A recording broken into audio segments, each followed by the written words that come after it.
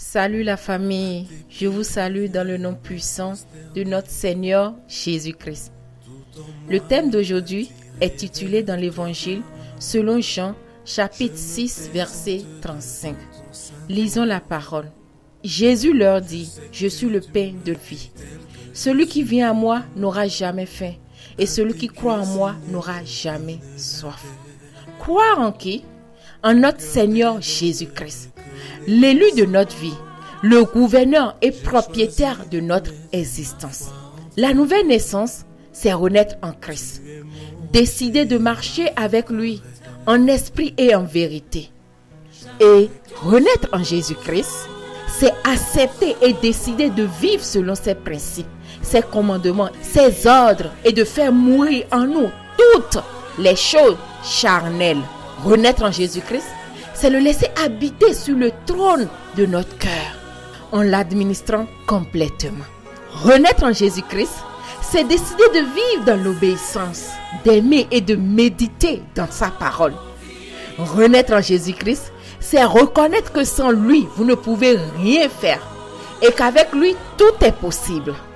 Renaître en Jésus-Christ, c'est savoir que le ciel est ouvert et que nous devons l'activer par l'obéissance de sa parole.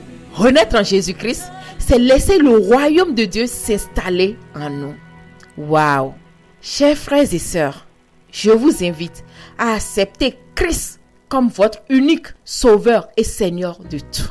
Et si vous l'avez fait, vous avez choisi la meilleure décision en acceptant Jésus-Christ dans votre vie.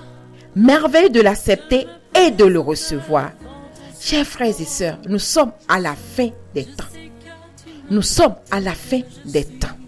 Je vous anime à lire efficacement dans la parole de Dieu. Prenez plaisir dans sa parole et vous connaîtrez la vérité.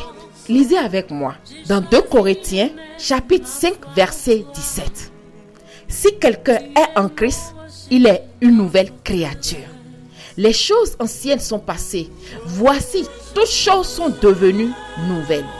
Je prie pour que vous et moi atteignions la plénitude de Christ, procédant de Dieu.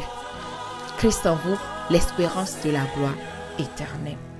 Chers frères et sœurs, soyons prêts pour le retour de notre Seigneur Jésus-Christ. Shalom et à la prochaine. Ciao, ciao.